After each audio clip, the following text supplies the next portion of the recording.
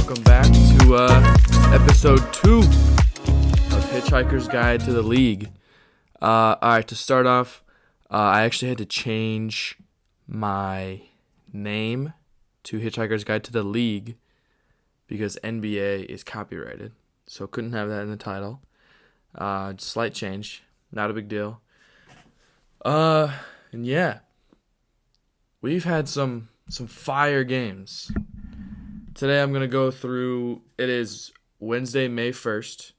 So every single team, every single series has played games 3, 4, or 5. A couple series sweeped, obviously, so those are over. And then 2 series, the Celtics series and the Clippers versus Mavericks series. Game 5 is tonight. So I'm making this episode before those series. But it's finals week right now at IU, so I'm almost done. I've kind of been lacking a little bit this week. This episode's kind of been pushed back a few days. But yeah, we got a lot to cover. Once the school year ends, don't worry, I'm going to be locked in. I'm going to be watching every game. I'm going to have in-depth analysis. It's going to be lit, guys. Stay tuned. Keep tapping in. If you're not already following me on like Instagram or subscribed on YouTube, that would be goated if you did that. All right, let's get into it. So, first series, Magic Cavs. Right now, the Cavs are winning 3-2. This is an interesting series because the home team has yet to lose. The Cavs have home court advantage. And they haven't lost yet, so that's why it's 3-2. But in Game 3, when they went back to Orlando, the Cavs looked terrible. 2 straight games 3 and 4, the Magic just blew them out. I think it was like a combined total of like 70 points across 2 games, which is horrible. Paolo played well. Suggs has been cooking. The Magic bench, their bench has been cooking. They're pretty deep. And the Cavs just couldn't shoot the ball. It was weird. The Magic couldn't shoot the ball in Cleveland, and then they go to Orlando, and then the Cavs couldn't shoot the ball in Orlando. So that's interesting. We'll see how that plays out. Game 4 is pretty much the same thing as Game 3. Magic kind of just cooked them. Cavs couldn't do anything. They shot horribly. Franz Wagner cooked in Game 4. Took kind of the load off Apollo. But it was funny, after games 1 and 2, the Magic were shooting so bad. I don't remember who said it, but they were like, the Magic are gonna have to learn how to shoot in 48 hours, or the series is over. And they did. They cooked in 3 and 4, tied the series. Game 5 goes back to Cleveland the other night. Cavs win by 1 point.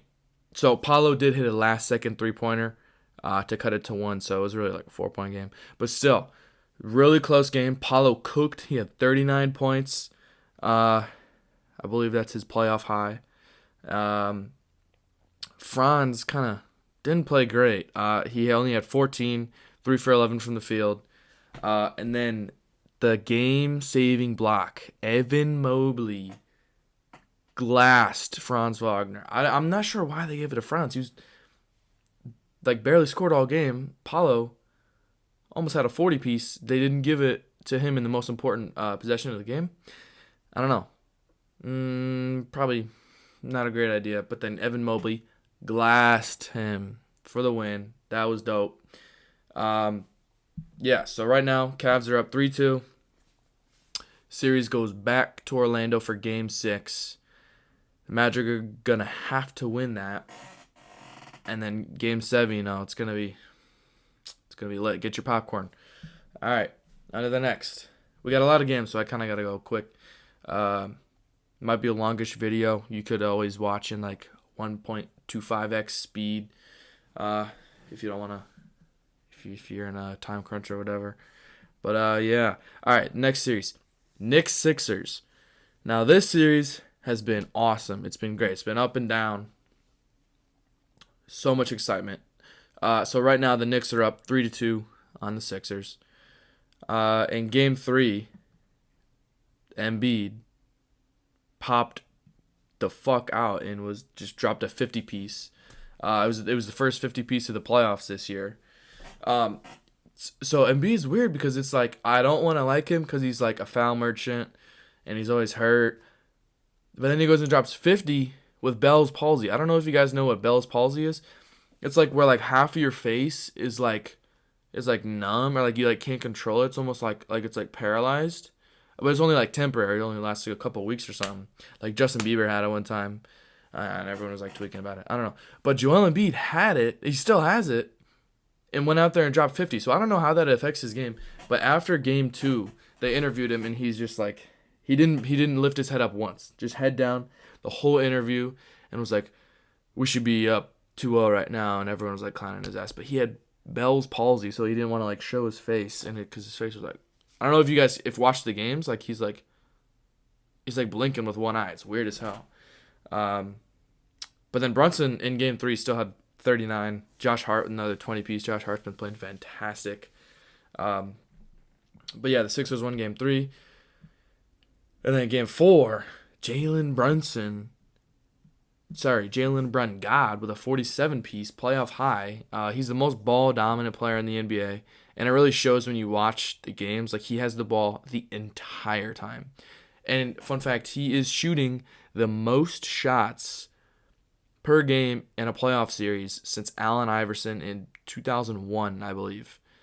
So that just shows how ball dominant he is. It just shows just his production at his size hasn't been seen since Allen Iverson. So Jalen Brunson's legit. I like Jalen Brunson a lot. OG Anunoby, game 4, 16 and 14, fantastic defense. IU's finest right there. OG is him. Yeah, that was a fantastic pickup for the Knicks. Mid-season, and then in game 4, Embiid only had 27, 7 for 19, but he had 12 free throws. That's kind of a lot for only scoring 27. And then Maxey had 23, but. Yeah, Embiid's just looking really slow out there. He's not looking 100% at all, which he usually isn't in the playoffs. Yeah, but then the Knicks won that game and went up 3-1, and then they go game 5, back to the Garden. This game was nuts. It might have been the best game of the playoffs so far. It went to overtime. Tyrese freaking Maxey, bro. How much did he have? I think he had 49, I believe. Something crazy. 46. Okay, Maxey had 46, which is nuts. And the Knicks were up 6 points with less than 30 seconds, like 25 seconds, and they sold, and Maxey hit 2 huge threes to tie the game, send it to overtime. He literally had a logo 3 to send it to overtime. Insane. That was lit. And then they kind of just cooked in overtime. Sixers ended up winning 112-106. Maxey playoff career high. 46 on 17 for 30 field goals, was pretty good. Embiid though only had like 19. 7 for 19 shooting again, but only 4 free throws. 9 turnovers. That is terrible. But he did have a triple-W, like 19, 10, and 10. Like, I don't know. Didn't impress me. I know he's injured, but whatever. 9 turnovers is terrible. Brunson had another 40-piece. He's been cooking, bro. Yeah, not much to say about that. But then, Brunson in overtime had a horrible turnover. He pulls up for 3 midair, passes it to Hartenstein, but right as he pulls up, Hartenstein starts crashing the boards because he thinks he's going to shoot it, and ball just goes straight out of bounds. Knicks lose that possession and then end up losing the game damn near because of that. So Brunson looks like a fantastic decision maker at times, and at other times he looks, right there, that was a horrible decision. So let's see how he... No! What the hell? All right, I'm going to have to cut that out. All right. All right. Next series. Now, this series, Lakers Nuggets, dude. I don't even really want to talk about it that much because that shit was ass, bro. Like, it was the closest 5-game series of all time. We could have won every single game. We were in every single game, and we only ended up winning 1 and losing 4. Like, Jamal fucking Murray, bro. Who hits 2-game winners in one playoff series, bro? He's the greatest playoff riser of all time. You could say Jimmy Butler. Okay, Jamal Murray, dude. His points per game literally goes up 10 points in the playoffs from the regular season. Like, he's just literally built for the spotlight. I do not understand him. Excuse me.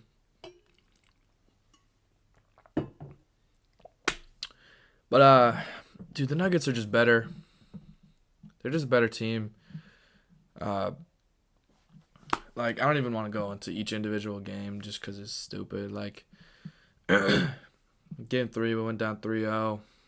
Couldn't guard Aaron Gordon. Aaron Gordon had, like, 26 or something.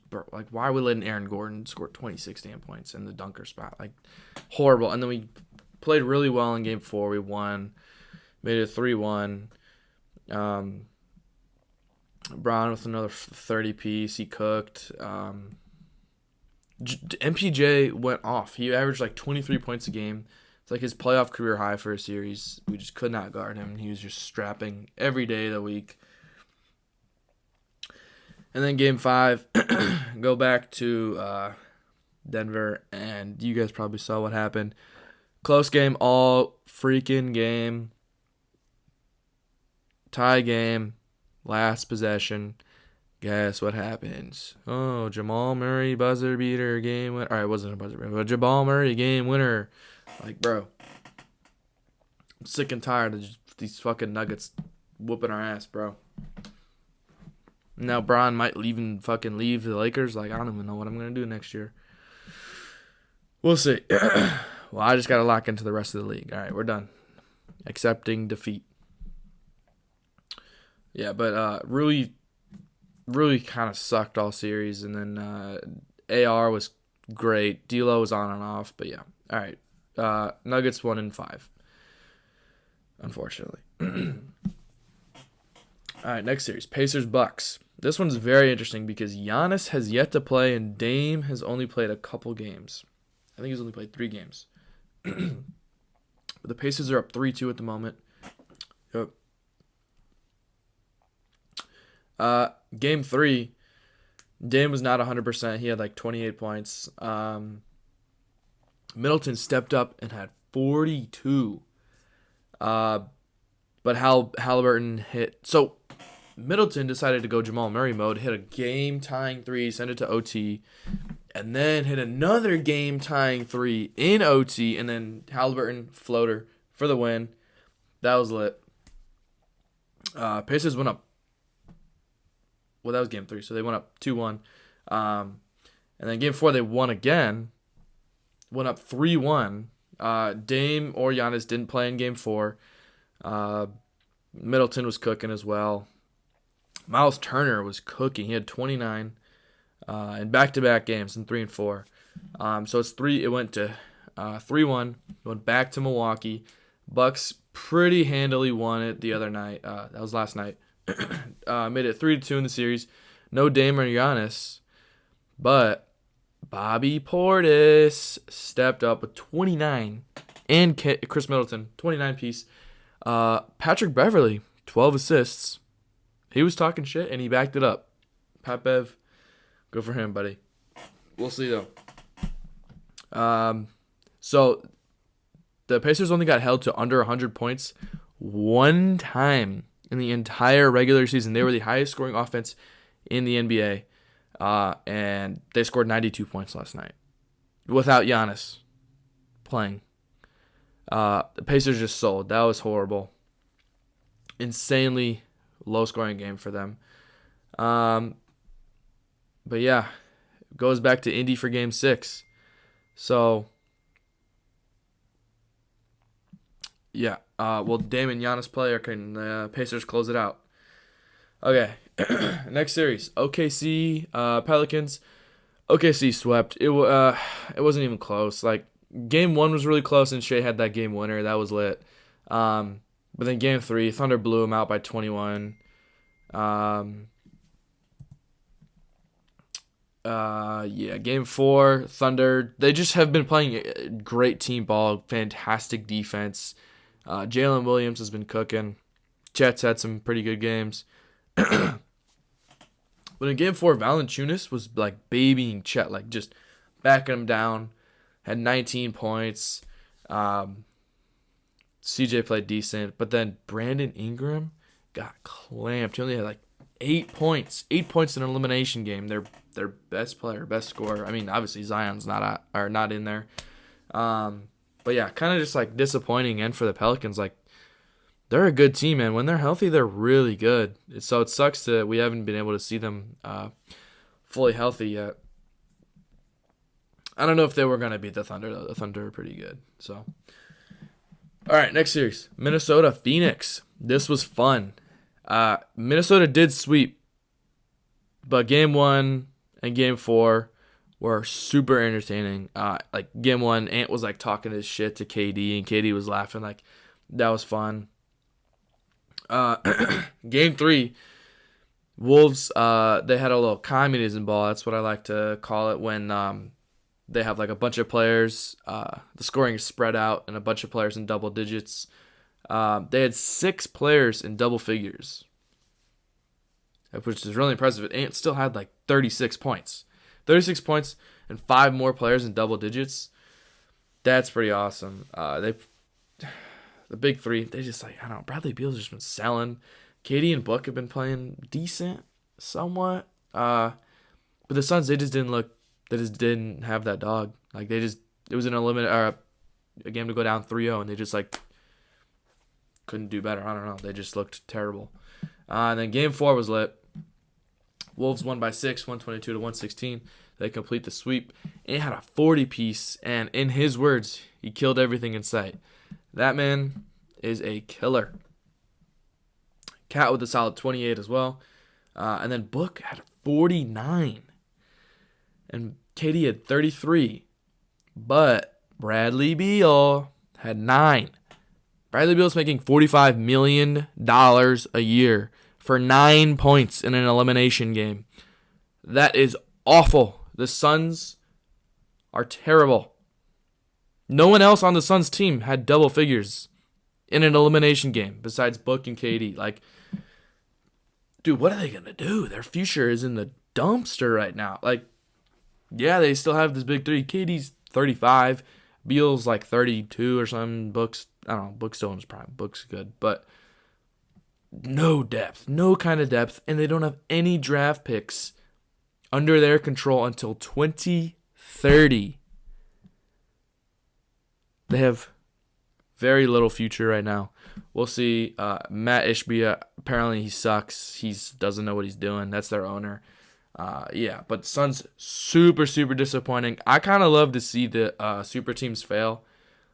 Just like, I don't know. I just love like a smaller market like the Nuggets or the Timberwolves or the Bucks, like, grow their team. I think that's more satisfying.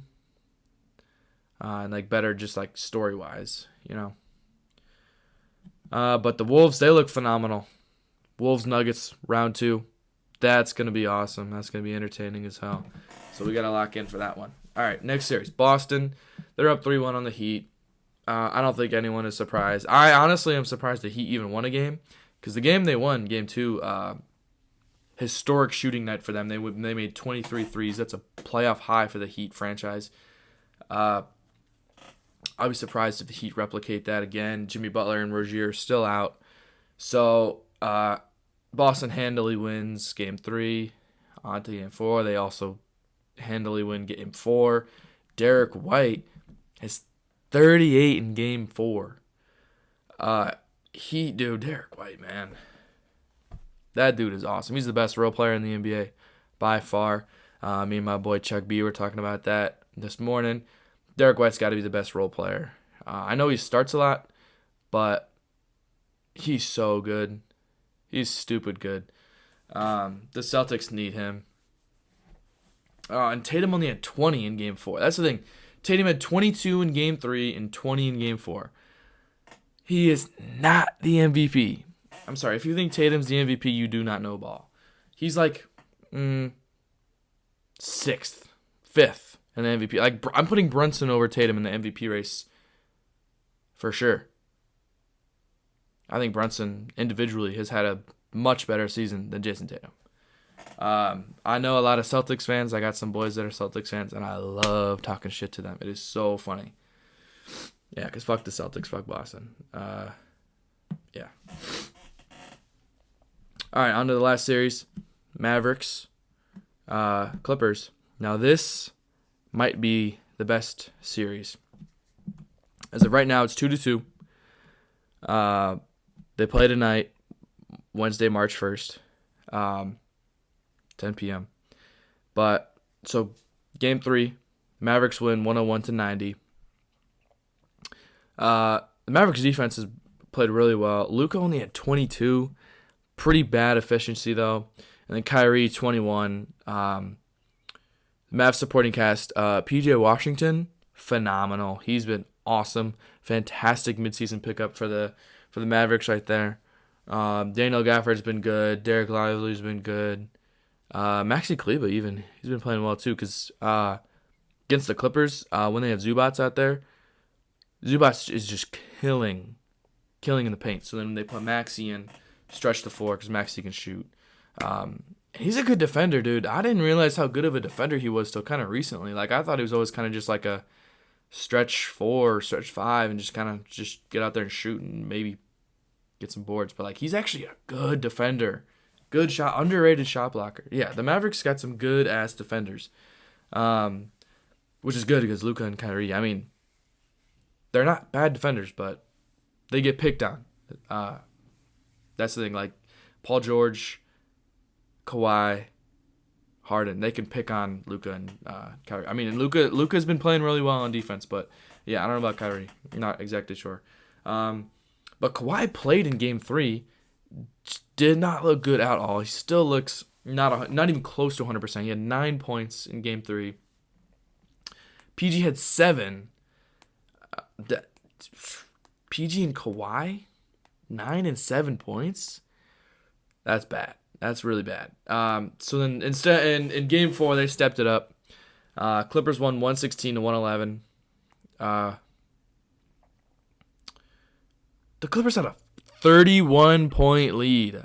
I forgot about that. Clippers had a 31-point lead in the second quarter, but only won by 5 points. The Mavericks had an insane comeback.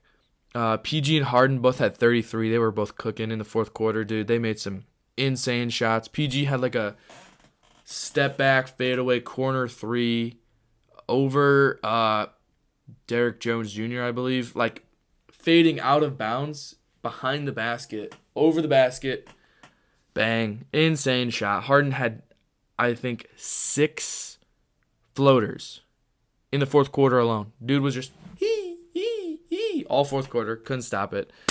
Kyrie had 40. Kyrie cooked. He had 40. He played fantastic. He had that insane finish over 3 defenders. He goes up, all 3 of them are surrounding him. He finishes somehow. That was at the end of the fourth quarter. That was nuts. And then Luka, he finished with 29, 10, and 10, but still another just pretty inefficient shooting net for Luka. He has not been able to get open shots very easily. So he's got to do something to get some more open shots. He even said he needs to help Kyrie more. In the press conference after the game, he was like, I've been letting Kyrie down.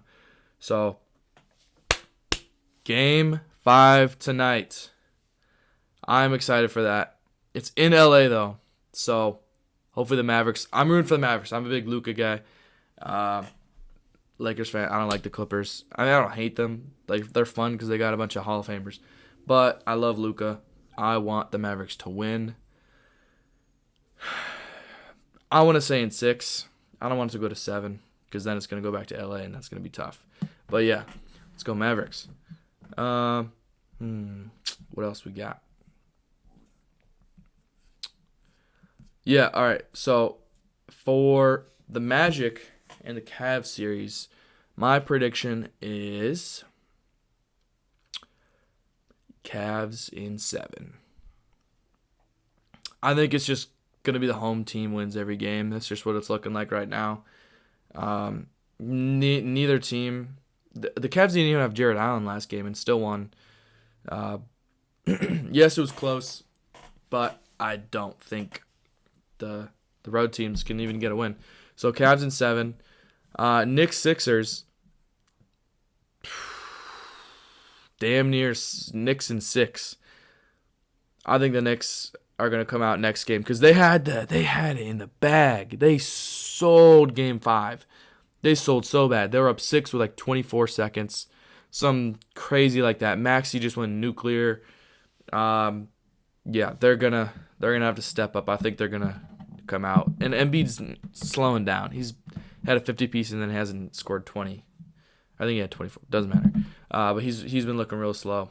Yeah, I think Brunson. He's gonna come out, pop off.